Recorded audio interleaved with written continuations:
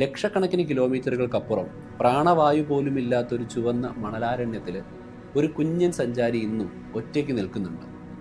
ഓരോ പ്രഭാതത്തിലും അസ്ഥി തുളയ്ക്കുന്ന തണുപ്പിനോട് പൊരുതി ആകാശത്തിലെ നീലസൂര്യൻ്റെ വെളിച്ചത്തിനായി കാത്തു നിൽക്കുന്ന വല്ലാത്തൊരു അതിജീവനമായിരുന്നു അത്. ആകാശത്തേക്ക് പറന്നുയരുക എന്നത് അസാധ്യമാണെന്ന് ലോകം വിധിയെഴുതിയ ഇടത്ത് പ്രകൃതി നിയമങ്ങളെപ്പോലും വെല്ലുവിളിച്ച് അത് ചിറകടിച്ചുയർന്നത് മനുഷ്യൻ്റെ നിശ്ചയദാർഢ്യം ഒന്നുകൊണ്ടുകൂടിയാണ്. ഉണങ്ങിപ്പോയ പുഴയുടെ അടയാളങ്ങളും മലയിടുക്കുകളിലെ ഒളിഞ്ഞിരിക്കുന്ന രഹസ്യങ്ങളും ഒരു പറവയെപ്പോലെ മുകളിൽ നിന്ന് നോക്കിക്കണ്ട് അത് നമുക്ക് ഇതുവരെ കാണാത്തൊരു ലോകത്തെ തുറന്നു തന്നു. വെറും യന്ത്രഭാഗങ്ങളല്ല, മറിച്ച് മനുഷ്യന്റെ സ്വപ്നങ്ങൾക്ക് ചിറകുമുളച്ചതുപോലെ ആയിരുന്നു ആ വിജനമായ മണൽക്കാട്ടിലെ അതിൻ്റെ ഓരോ കുതുകും. ഇന്ന് ആ ചുവന്ന മണ്ണിൽ അത് നിശബ്ദമായി വിശ്രമിക്കുമ്പോഴും നക്ഷത്രങ്ങളിലേക്കുള്ള നമ്മുടെ ഓരോ യാത്രയുടെയും പ്ലാനുകളിൽ ആ വലിയ വിജയത്തിൻ്റെ അടയാളങ്ങൾ മായാതെ കിടക്കുന്നുണ്ട്. സത്യം പറഞ്ഞാൽ ആ നിശബ്ദതയിൽ ഇപ്പോഴും മുഴങ്ങി കേൾക്കുന്നത് തോൽക്കാൻ മനസ്സില്ലാത്തൊരു ജനതയുടെ വിജയഗാഥയാണ്. ഇതാണ് ചൊവ്വയിലെ ജസീറോ ക്രേറ്റർ. അവിടെ ഒരു ദിവസം തുടങ്ങുന്നത് എങ്ങനെയാണെന്ന് നിങ്ങൾക്കറിയാമോ? നമ്മൾ ഭൂമിയിൽ കാണുന്നത് പോലെ പക്ഷികളുടെ കരച്ചിലോ വണ്ടികളുടെ ശബ്ദമോ ഒന്നും അവിടെ ഇല്ല. ഭയങ്കര നിശബ്ദമായ അസ്ഥി തുളയ്ക്കുന്ന തണുപ്പുള്ളൊരു അന്തരീക്ഷമാണ്. സൂര്യനൊരു ചെറിയ നീല നിറത്തിലുള്ള വട്ടമായി ആകാശത്ത് കാണാം. ചുറ്റും നോക്കിയാൽ പൊടി പിടിച്ച മണ്ണും പാറക്കൂട്ടങ്ങളും മാത്രം. ഈ ഒരു അവസ്ഥയിലാണ് -90°C തണുപ്പിൽ നമ്മുടെ ഹീറോ അവിടെ ഒറ്റയ്ക്ക് നിൽക്കുന്നത്. ഇൻജുനിറ്റി മാർസ് കോപ്റ്റർ. 2021 ഏപ്രിൽ 19 ചരിത്രം കുറിച്ചൊരു സംഭവം നടക്കുന്നത്. സത്യം പറഞ്ഞാൽ ഈ ഹെലികോപ്റ്റർ ചൊവ്വയിൽ പറക്കുമെന്ന് പലരും വിശ്വസിച്ചിരുന്നില്ല. കാരണം അവിടുത്തെ വായുവിൻ്റെ കട്ടി എന്ന് പറയുന്നത് ഭൂമിയിലെ അന്തരീക്ഷത്തിൻ്റെ വെറും 1% മാത്രമാണ്. നമ്മുടെ നാട്ടിലെ ഒരു ഹെലികോപ്റ്റർ അവിടെ കൊണ്ടുപോയി പറത്താൻ നോക്കിയാൽ അത് വെറുതെ തറയിലിരിക്കും. പക്ഷേ JPL അഥവാ ജെറ്റ് പ്രൊപ്പൽഷൻ ലബോറട്ടറിയിലെ മിടുക്കരായ എഞ്ചിനീയർമാർ ഇതിനെ ഒരു ചലഞ്ചായിട്ട് ഏറ്റെടുത്തു. ഏകദേശം 6 വർഷത്തെ കഠിനാധ്വാനം കൊണ്ട് ഇത് ഉണ്ടാക്കിയെടുത്തു. വെറും 1.8 കിലോഗ്രാം മാത്രം ഭാരമുള്ള ഈ കുഞ്ഞൻ യന്ത്രം പെർസെവറൻസ് എന്നു പേരുള്ള ചൊവ്വയിലെ ഒരു റോവറിൻ്റെ അടിയിൽ തൂങ്ങിക്കിടന്നാണ് അവിടെ എത്തിച്ചേരുന്നത്. റോവർ അതിനെ നിലത്തിറക്കി കുറച്ച് ദൂരേക്ക് മാറി നിന്നു. അങ്ങനെ ഇൻജുനിറ്റി സ്വന്തം ബുദ്ധിയിൽ AI ഉപയോഗിച്ച് പ്രവർത്തിക്കാൻ തുടങ്ങി. ആ ഹെലികോപ്റ്ററിന്റെ ചിറകുകൾ പതുക്കെ കറങ്ങാൻ തുടങ്ങുമ്പോൾ തന്നെ നമുക്കതിൻ്റെ ഗൗരവം മനസ്സിലാവും. മിനിറ്റിൽ 2400 തവണയാണ് ആ ബ്ലേഡുകൾ കറങ്ങുന്നത്. നമ്മുടെ നാട്ടിലെ ഒരു സാധാരണ ഡ്രോൺ കറങ്ങുന്നതിനേക്കാൾ 5 ഇരട്ടി വേഗത. എങ്കിൽ മാത്രമേ ആ കുറഞ്ഞ അന്തരീക്ഷത്തിൽ അല്പമെങ്കിലും ആ ഒരു വാഹനത്തിന് ലിഫ്റ്റ് കിട്ടൂ. ചൊവ്വയിലെ ഗ്രാവിറ്റി ഭൂമിയുടെ 37% മാത്രമാണ് എന്നുള്ളത് ചെറിയ ആശ്വാസമാണ്. എങ്കിലും അവിടെ പറക്കുക എന്ന് പറയുന്നത് ഫിസിക്സിനെ വെല്ലുവിളിക്കുന്ന പോലെയാണ്. സത്യം പറഞ്ഞാൽ അതൊരു വല്ലാത്ത അവസ്ഥയാണ്. തിയറിയും പ്രാക്ടിക്കലും തമ്മിലുള്ള യുദ്ധത്തിൽ ഇൻജുനിറ്റി വിജയിക്കുമോ എന്ന് അന്ന് എല്ലാവരും ആകാംക്ഷയോടെ നോക്കിയിരുന്നു. ഇൻജുനിറ്റിയുടെ കഥ തുടങ്ങുന്നത് ഏകദേശം 2014 ജെറ്റ് പ്രൊപ്പൽഷൻ ലബോറട്ടറിയിലെ ഒരു ചെറിയ ടീം ഇങ്ങനെ ഒരു ഐഡിയയുമായിട്ട് വന്നപ്പോൾ നാസയിലെ പലർക്കും അത് ഇഷ്ടപ്പെട്ടില്ല. കാരണം സത്യം പറഞ്ഞാൽ അവർക്ക് ഇതിലൊരു വിശ്വാസമില്ല എന്നുള്ളത് കൊണ്ടാണ്. ചൊവ്വയിലേക്ക് അയക്കുന്ന ഓരോ ഗ്രാമിനും അത്രയും വിലയുണ്ട്. അവിടെ ചെന്ന് വെറുതെ പറത്തി നോക്കാൻ ഒരു ഹെലികോപ്റ്റർ അയക്കുന്നത് റിസ്ക് ആണെന്നായിരുന്നു ചൊവ്വയിലെ പ്രധാന ഗവേഷകരുടെ മറുപടി. റോവറിന്റെ മിഷൻ തന്നെ ചിലപ്പോൾ പരാജയപ്പെടാൻ ഇത് കാരണമായേക്കാം. അന്നത്തെ JPLന്റെ ഡയറക്ടറായിരുന്ന മിമി ഓങ്ങും ബോബ് ബാലറാമും ഒക്കെ തന്നെ ഇതിനെതിരെ ഒരുപാട് സംസാരിച്ചു.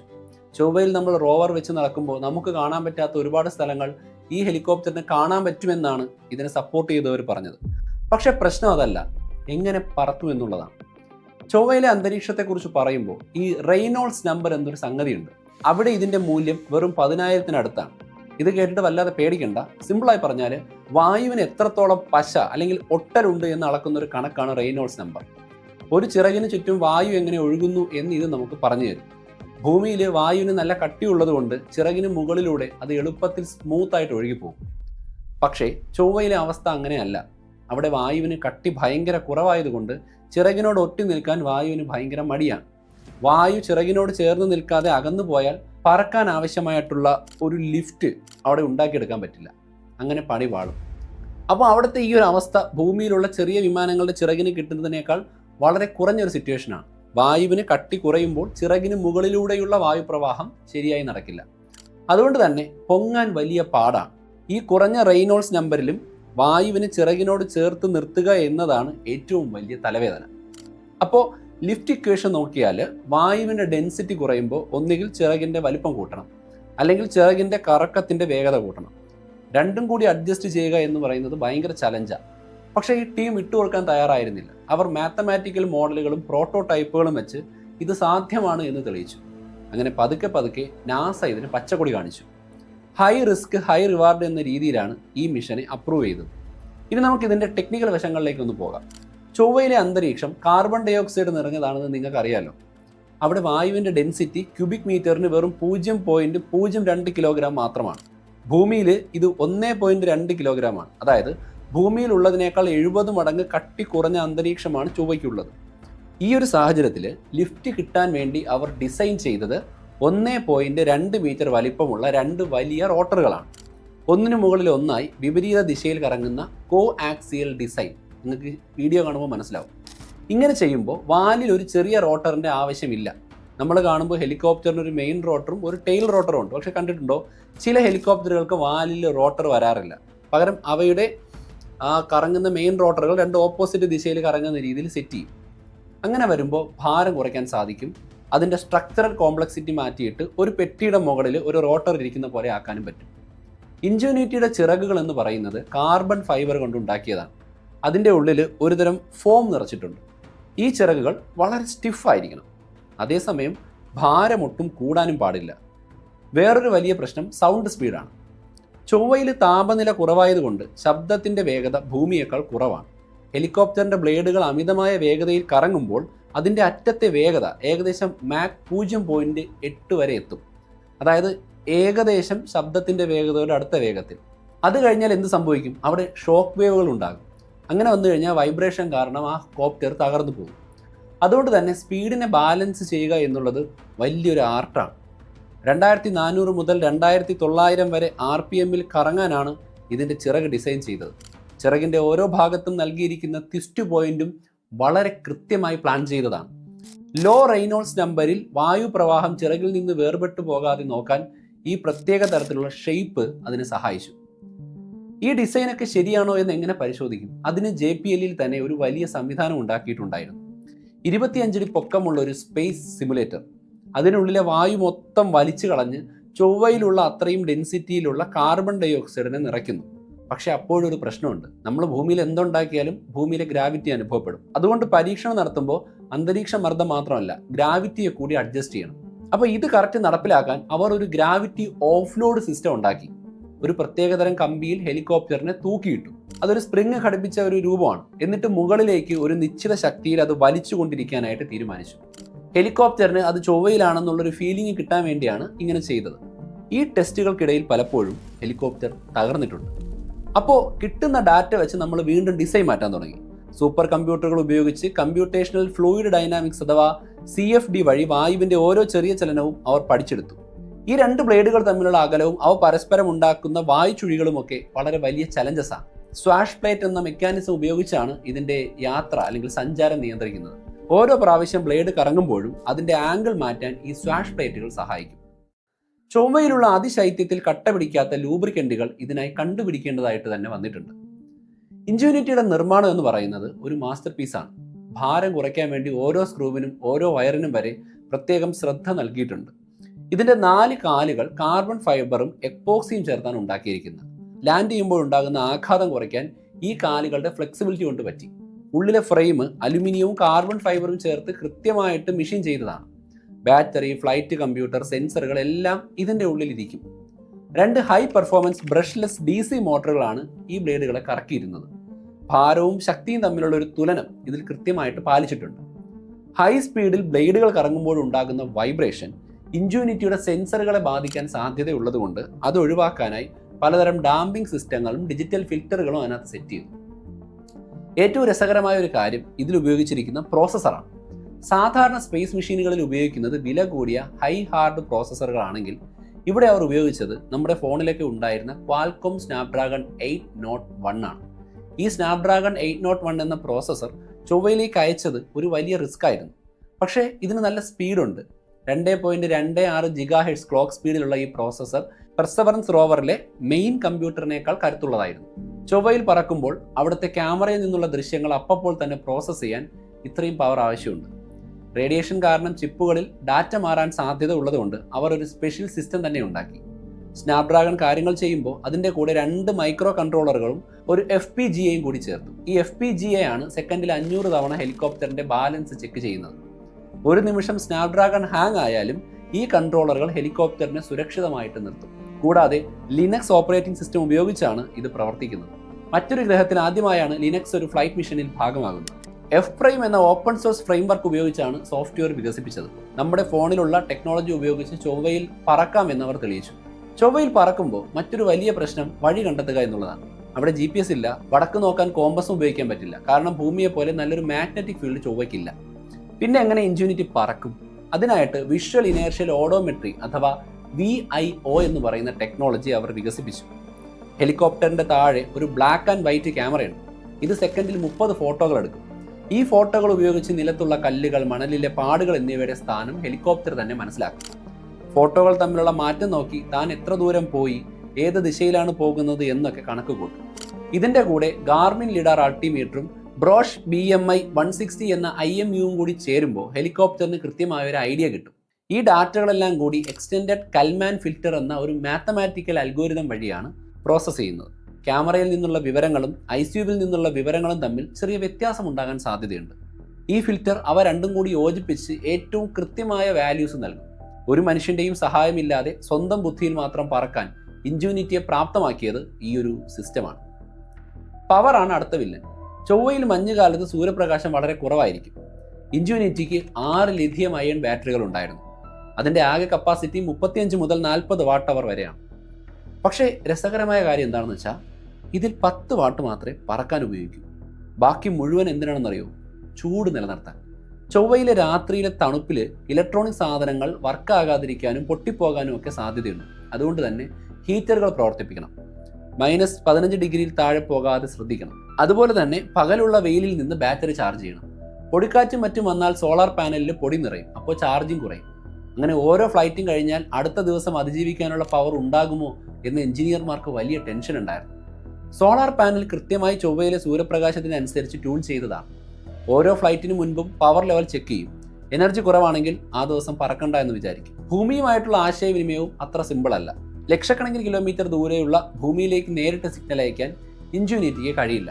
അതിനായിട്ട് ഒരു റിലേ സിസ്റ്റമാണ് ഉപയോഗിക്കുന്നത്. ഹെലികോപ്റ്ററിന്റെ സിഗ്നൽ ആദ്യം പെർസെവറൻസ് റോവറിലേക്ക് അയക്കും. അതിനായിട്ട് നമ്മുടെ നാട്ടിലെ സിഗ്ബി പോലെയുള്ള ലോ പവർ റേഡിയോ ലിങ്കാണ് ഉപയോഗിക്കുന്നത്. റോവർ അതിനെ ചൊവ്വയ്ക്ക് ചുറ്റും കറങ്ങുന്ന ഉപഗ്രഹങ്ങളിലേക്ക് അയക്കും. ഉപഗ്രഹങ്ങൾ അത് ഭൂമിയിലെ ഡീപ് സ്പേസ് നെറ്റ്വർക്കിന്റെ ആന്റിനകളിലേക്ക് എത്തിക്കും. ഈ പോക്കുവരവിന് ഏകദേശം 25 മിനിറ്റ് വരെ സമയമെടുക്കും. അതുകൊണ്ട് തന്നെ ഇവിടെ ഇരുന്ന് ഒരാൾ ജോയ്സ്റ്റിക്ക് വെച്ച് ഈ ഒരു ഹെലികോപ്റ്റർ പറപ്പിക്കാൻ നോക്കിയാൽ അവിടെ എത്തുമ്പോഴേക്ക് 25 മിനിറ്റ് കഴിയും. ഡാറ്റ സ്പീഡ് എന്ന് പറയുന്നത് വെറും 20 മുതൽ 250 kbps വരെ മാത്രമേ ഉള്ളൂ. അതുകൊണ്ട് തെളിച്ചമുള്ള ഫോട്ടോകൾ ലോഡാകാൻ തന്നെ ഒരുപാട് സമയം കാത്തിരിക്കണം. ഓരോ ഫ്ലൈറ്റും കഴിഞ്ഞ് ആ സക്സസ് പാക്കറ്റ് വരുന്നത് വരെ JPLലെ ടീം ശ്വാസം അടക്കി പിടിച്ച് കാത്തിരിക്കും. പെർസെവറൻസിൽ നിന്നുള്ള ഇൻജുനിറ്റിയുടെ പുറത്തുവരവ് തന്നെ ഒരു വലിയ സിനിമാ കഥ പോലെയായിരുന്നു. 7 മാസം യാത്ര ചെയ്ത് ചൊവ്വയിലെത്തിയപ്പോൾ ഇൻജുനിറ്റി റോവറിന്റെ അടിയിൽ സുരക്ഷിതമായി കെട്ടിവെച്ചിരിക്കുകയായിരുന്നു. 2021 ഫെബ്രുവരിയിൽ റോവർ ഇറങ്ങിയ ശേഷം അവർ ഒരു സ്ഥലം തിരഞ്ഞു. ഒരു ഹെലിപ്പാഡ് പോലെ തോന്നിപ്പിക്കുന്ന സ്ഥലം കണ്ടെത്തിയപ്പോൾ അവർ മെല്ലെ വിടർത്താൻ തുടങ്ങി. സ്പ്രിങ്ങുകളും ബോൾട്ടുകളും ഒക്കെ പൊട്ടിച്ച് പതുക്കെ കാലുകൾ നിവർത്തി ഇൻജുനിറ്റി നിലത്തിറങ്ങി. റോവർ അവിടെ നിന്ന് വേഗം ദൂരേക്ക് മാറി. പക്ഷേ ആദ്യത്തെ ഫ്ലൈറ്റിന് തൊട്ടു മുമ്പ് ഒരു പണി കിട്ടി. ചിറകുകൾ കറക്കാൻ നോക്കിയപ്പോൾ ഒരു വാച്ച് ഡോഗ് ടൈമർ എക്സ്പയർ ആയി. നമ്മുടെ കമ്പ്യൂട്ടറുകളിലോ ഫോണുകളിലോ ഒക്കെയുള്ള ഒരു സെക്യൂരിറ്റി ഗാർഡ് പോലെയാണ് ഈ സംവിധാനം. കമ്പ്യൂട്ടറിലെ സോഫ്റ്റ്വെയർ ശരിയായിട്ടാണോ പ്രവർത്തിക്കുന്നത് എന്നിതെപ്പോഴും നോക്കിക്കൊണ്ടിരിക്കും. സോഫ്റ്റ്വെയർ ഏതെങ്കിലും ഘട്ടത്തിൽ ഹാങ് ആവുകയോ കുടുങ്ങിപ്പോവുകയോ ചെയ്താൽ ഈ ടൈമർ അപകടം മുൻകൂട്ടി കണ്ട് സിസ്റ്റം ഓഫ് ചെയ്യുകയോ റീസ്റ്റാർട്ട് ചെയ്യുകയോ ചെയ്യും. ഇതിനെയാണ് വാച്ച് ഡോഗ് ടൈമർ എക്സ്പയർ ആയി എന്ന് പറയുന്നത്. ഹെലികോപ്റ്ററിന്റെ ചിറകുകൾ വളരെ വേഗം കറക്കാൻ നോക്കിയപ്പോൾ, അതായത് ഹൈ സ്പീഡ് സ്പിൻ ടെസ്റ്റ് ചെയ്തപ്പോൾ ഹെലികോപ്റ്ററിലെ കമ്പ്യൂട്ടറിന് അതിന്റെ ഫ്ലൈറ്റ് മോഡിലേക്ക് മാറാൻ എഞ്ചിനീയർമാർ പ്രതീക്ഷിച്ചതിലും അല്പം കൂടുതൽ സമയം വന്നു. ഈ ചെറിയ താമസം കണ്ടപ്പോൾ വാച്ച് ഡോഗ് ടൈമർ വിചാരിച്ചത് സോഫ്റ്റ്വെയറിന് തകരാറുണ്ട് എന്നാണ്. അങ്ങനെ അത് ഹെലികോപ്റ്ററിന്റെ സോഫ്റ്റ്വെയറിന് കേടുപാട് വരാതിരിക്കാൻ വേണ്ടി കറക്കം മനഃപൂർവ്വം നിർത്തിവെച്ചു. അതുകൊണ്ടാണ് അവിടെ ഒരു സെക്യൂരിറ്റി മെക്കാനിസം തടസ്സം നിന്നു എന്ന് പറയുന്നത്. ഭൂമിയിലിരുന്ന എഞ്ചിനീയർമാർ തല പുകഞ്ഞ് ആലോചിച്ചു. അവസാനം അവർ ഒരു സോഫ്റ്റ്വെയർ പാച്ച് അയച്ചു. ഭൂമിയിൽ നിന്ന് ചൊവ്വയിലേക്കുള്ളൊരു അപ്ഡേറ്റ്. അതോടെ പ്രശ്നം പരിഹരിച്ചു. അങ്ങനെ ഏപ്രിൽ 19 ആദ്യത്തെ ചരിത്രപരമായിട്ടുള്ള പറക്കൽ നടന്നു. ആദ്യത്തെ പറക്കലിൽ ഇൻജുനിറ്റി വെറും 3 മീറ്റർ ഉയർത്തി പൊങ്ങി. ഒന്ന് വട്ടം കറങ്ങി ലാൻഡ് ചെയ്തു. കേൾക്കുമ്പോൾ സിമ്പിൾ ആണെങ്കിലും അതൊരു വലിയ വിപ്ലവമാണ്. റൈറ്റ് സഹോദരന്മാർ ഭൂമിയിൽ ചെയ്തത് ഇൻജുനിറ്റി ചൊവ്വയിൽ ആദ്യമായി ചെയ്തിരിക്കുന്നു. ആ ഒരു വിജയം നൽകിയ ആത്മവിശ്വാസം ചെറുതല്ല. ആദ്യത്തെ 5 ഫ്ലൈറ്റുകൾ കഴിഞ്ഞപ്പോൾ നാസ തീരുമാനിച്ചു ഇത് നിർത്തണ്ട. അങ്ങനെ ഈ ടെക്നോളജി ഡെമോൺസ്ട്രേഷൻ എന്നതിൽ നിന്ന് അതൊരു ഓപ്പറേഷണൽ സ്കൗട്ടായി മാറാൻ തുടങ്ങി. അതായത് റോവറിന് മുൻപേ പറന്ന് ചെന്ന് അവിടുത്തെ വഴികൾ നോക്കി വരിക, റോവറിന് പോകാൻ പറ്റാത്ത സ്ഥലങ്ങളിലെ ഫോട്ടോകൾ എടുക്കുക. അങ്ങനെ ഇൻജുനിറ്റി പെർസവറൻസിന്റെ ഒരു ഒഫീഷ്യൽ ഗൈഡായി മാറി. മാസങ്ങൾ നീണ്ട ഈ യാത്രയിൽ ഇൻജുനിറ്റി പല റെക്കോർഡുകളും തകർത്തു. ഉയരവും ദൂരവും വേഗതയും ഒക്കെ ഓരോ തവണയും അത് കൂട്ടി. ശരിക്കും പറഞ്ഞാൽ അതിൻ്റെ ലൈഫ് സ്പാനിനേക്കാൾ 30 മടങ്ങിലധികം അത് ചൊവ്വയിൽ ജോലി ചെയ്തു. ഇതിനിടയിൽ ഒരുപാട് പ്രശ്നങ്ങളൊക്കെ വേറെ വന്നിട്ടുണ്ട്. ഫ്ലൈറ്റ് നമ്പർ 6 ഹെലികോപ്റ്റർ വായുവിൽ വെച്ച് തുള്ളാൻ തുടങ്ങി. ഒരു ഫോട്ടോ മിസ്സായതുകൊണ്ട് അതിൻ്റെ ബാലൻസ് തെറ്റുകയായിരുന്നു. എന്നിട്ടും അത് തകർന്നു വീഴാതെ സേഫായിട്ട് ലാൻഡ് ചെയ്തു. പിന്നെ ഒരിക്കൽ അതിലെ ഇൻക്ലിനോമീറ്റർ എന്ന സെൻസർ കേടായി. ഹെലികോപ്റ്റർ ഏത് വശത്തേക്കാണ് ചരിഞ്ഞിരിക്കുന്നത് എന്നറിയാനുള്ള സെൻസറായിരുന്നു അത്. എഞ്ചിനീയർമാർ വിട്ടുകൊടുത്തില്ല. അവർ ഒരു പുതിയ സോഫ്റ്റ്വെയർ ഉണ്ടാക്കി IMU വെച്ച് ആ കുറവ് നികത്തി. അങ്ങനെ ഓരോ പ്രതിസന്ധിയെയും അവർ ബുദ്ധിപരമായി നേരിട്ടു. പൊടിക്കാറ്റും മഞ്ഞുകാലവും ഒക്കെ ഇൻജുനിറ്റിയെ തളർത്താൻ നോക്കിയെങ്കിലും അത് വീണ്ടും വീണ്ടും പറന്നുയർന്നു. സോളാർ പാനലിലെ പൊടി കളയാൻ പോലും അവർക്ക് ചില വഴികൾ അറിയാമായിരുന്നു. ഈ സോളാർ പാനലിൽ പൊടി അടിഞ്ഞുകൂടുമ്പോൾ ഹെലികോപ്റ്റർ പറത്താൻ ആവശ്യമായ പവർ കിട്ടില്ല, കാരണം വെയിൽ കിട്ടില്ലല്ലോ. അപ്പോൾ എഞ്ചിനീയർമാർ എന്ത് ചെയ്യും? ഹെലികോപ്റ്റർ നിലത്ത് നിൽക്കുമ്പോൾ തന്നെ അതിൻ്റെ ചിറകുകളെ സാധാരണ പറക്കുന്നതിനേക്കാൾ വേഗത്തിലൊന്ന് കറക്കും. അങ്ങനെ പെട്ടെന്ന് കറക്കുമ്പോൾ ഒരു വലിയ വൈബ്രേഷൻ ഉണ്ടാവും. ആ കുലുക്കത്തിൽ പാനലിലെ കുറച്ച് പൊടിയൊക്കെ തെറിച്ചു പോകും. ഒരു പുതപ്പിലെ പൊടി തട്ടിക്കളയുന്നത് പോലെയാണ് ഇങ്ങനെ ചെയ്യുന്നത്. വായുവിൽ പറക്കുന്ന ഒരു യന്ത്രമായതുകൊണ്ട് തന്നെ അതിലുണ്ടാകുന്ന വൈബ്രേഷനും വായുപ്രവാഹവും ഉപയോഗിച്ചാണ് അവർ ഈ പ്രതിസന്ധി മറികടന്നത്. അങ്ങനെ 30 ദിവസം മാത്രം ആയുസ് പറഞ്ഞിരുന്ന ഹെലികോപ്റ്റർ 3 വർഷത്തോളം അവിടെ പിടിച്ചു നിന്നു. ജസീറോ ക്രേറ്ററിലെ വലിയ മലയിടുക്കുകളും മണൽക്കൂനകളും ഒക്കെ ഇൻജുനിറ്റി തൻ്റെ ക്യാമറയിൽ പകർത്തിയിട്ടുണ്ടായിരുന്നു. പക്ഷേ എല്ലാ കഥയ്ക്കും ഒരു അവസാനം ഉണ്ടല്ലോ. ഫ്ലൈറ്റ് നമ്പർ 72 2024 ജനുവരിയിലായിരുന്നു അത്. അവിടെ പണി കൊടുത്തത് ചൊവ്വയിലെ മണൽക്കൂനകളാണ്. ഒരുപോലെ ഇരിക്കുന്ന മണൽക്കാടുകൾക്ക് മുകളിലൂടെ പറക്കുമ്പോൾ ഇൻജുനിറ്റിയുടെ ക്യാമറയ്ക്ക് എവിടെയാണ് താൻ ഉള്ളതെന്ന് മനസ്സിലാക്കാൻ പറ്റിയില്ല. VIO സിസ്റ്റത്തിന് റെഫറൻസ് പോയിന്റുകൾ കിട്ടാതെ വന്നപ്പോൾ അത് ആടി ഉലഞ്ഞു. ലാൻഡ് ചെയ്യുന്ന സമയത്ത് ചിറകുകൾ തറയിൽ തട്ടി ഒടിഞ്ഞു. ഒരു ചിറകിൻ്റെ അറ്റം ഒടിഞ്ഞു പോയതോടെ അതിൻ്റെ പറക്കൽ എന്നേക്കുമായിട്ട് അവസാനിച്ചു. പക്ഷെ ആ തോൽവിയിലും ഇൻജുനിറ്റി തല ഉയർത്തി തന്നെ നിന്നു. കാരണം അത് ചെയ്യേണ്ടതിനേക്കാൾ എത്രയോ മടങ്ങ് കാര്യങ്ങൾ ചെയ്തു കഴിഞ്ഞിരുന്നു. 17 കിലോമീറ്ററിലധികം ദൂരം അത് പറന്നു. ഏകദേശം 2 മണിക്കൂറിലധികം വായുവിൽ ചെലവഴിച്ചു. ഇൻജുനിറ്റിയുടെ വിജയം വരാനിരിക്കുന്ന ഒരുപാട് മിഷനുകൾക്ക് വഴി തുറന്നതാണ്. ഇനി ചൊവ്വയിലേക്ക് പോകുന്നത് ഇതിലും വലിയ ഹെലികോപ്റ്ററുകളായിരിക്കും. ടൈറ്റൻ എന്ന ശനിയുടെ ഉപഗ്രഹത്തിലേക്ക് പോകാൻ പോകുന്ന ഡ്രാഗൺ ഫ്ലൈ എന്ന മിഷൻ പോലും ഇൻജുനിറ്റി തന്ന പാഠങ്ങൾ വെച്ചാണ് ഡിസൈൻ ചെയ്തുകൊണ്ടിരിക്കുന്നത്. ചൊവ്വയിൽ നമ്മൾ സാമ്പിളുകൾ ശേഖരിക്കുമ്പോൾ അത് തിരിച്ചെത്തിക്കാനും ഇനി ഹെലികോപ്റ്ററുകൾ ഉപയോഗിക്കാം. സത്യം പറഞ്ഞാൽ ഒരു ഡ്രോൺ കൊണ്ട് ചൊവ്വയിൽ എന്ത് ചെയ്യാൻ പറ്റുമെന്ന് ചോദിച്ചവർക്ക് മുന്നിൽ ഇൻജുനിറ്റി ഒരു മറുപടിയായിരുന്നു. ഒരു ചെറിയ യന്ത്രം അവിടെ കാണിച്ച ധൈര്യം മനുഷ്യന്റെ ചിന്താശക്തിയുടെയും കഠിനാധ്വാനത്തിൻ്റെയും ഫലമാണ്. ഇൻജുനിറ്റി ഇപ്പോൾ അവിടെ വിശ്രമിക്കുകയായിരിക്കാം, പക്ഷേ അതിൻ്റെ കഥ നമുക്ക് എപ്പോഴും ഓർമ്മിക്കാൻ പറ്റും. ചൊവ്വയുടെ ആകാശത്ത് ചിറകടിച്ച ആദ്യത്തെ കുഞ്ഞൻ വീരൻ്റെ കഥ. അതൊരു വലിയ തുടക്കമായിരുന്നു. മറ്റൊരു ലോകത്ത് നമുക്ക് പറക്കാൻ കഴിയുമെന്ന് തെളിയിച്ച തുടക്കം. ഇൻജുനിറ്റി അവിടെ ഉണ്ട്. നമ്മൾ അയക്കുന്ന അടുത്ത അതിഥിയെ കാത്ത് ജസീറോ ക്രേറ്ററിലെ ആ മണൽക്കൂനകൾക്കിടയിൽ എവിടെയോ. സത്യം പറഞ്ഞാൽ അതൊരു കിടു മിഷനായിരുന്നു. നമ്മളൊക്കെ ഇതിൽ നിന്ന് ഒരുപാട് പഠിക്കാനുണ്ട്. ഒരു സംഗതി ഇമ്പോസിബിൾ ആണെന്ന് തോന്നുമ്പോൾ ഫിസിക്സും ലോജിക്കും കൂട്ടിയിണക്കിയാൽ അത് സാധ്യമാകുമെന്ന് ഇൻജുനിറ്റി നമുക്ക് കാണിച്ചു തന്നു. ഇതാണ് ഇതിൻ്റെ മൊത്തത്തിലുള്ള സീൻ. നിങ്ങൾക്കും അങ്ങനെ തന്നെയായിരിക്കും തോന്നുക എന്നെനിക്ക് ഉറപ്പാണ്. വീഡിയോ അവസാനിക്കുന്നതിന് മുമ്പ് സയൻറ്റിഫിക് മൈൻഡ് സെറ്റ് എങ്ങനെ ഡെവലപ്പ് ചെയ്യുക എന്നതിനെക്കുറിച്ചുള്ളൊരു കോഴ്സും ഇതുമായി ബന്ധപ്പെട്ട സയൻസ് ആർട്ടിക്കിളുകളും ബിസിനസ് സ്റ്റഡീസ് ആർട്ടിക്കിളുകളും നമ്മുടെ വീഡിയോസിൻ്റെ ഫർദർ എക്സ്പ്ലനേഷനുകൾ ഉൾപ്പെടുത്തിയ jrstudio.edu.com എന്ന് പറയുന്ന വെബ്സൈറ്റ് ഞാൻ താഴെ പിൻ ചെയ്തിട്ടുണ്ട്. തീർച്ചയായിട്ടും ചെക്ക് ഔട്ട് ചെയ്യാം. അടുത്ത എപ്പിസോഡിൽ വീണ്ടും കാണാം. അതുവരെ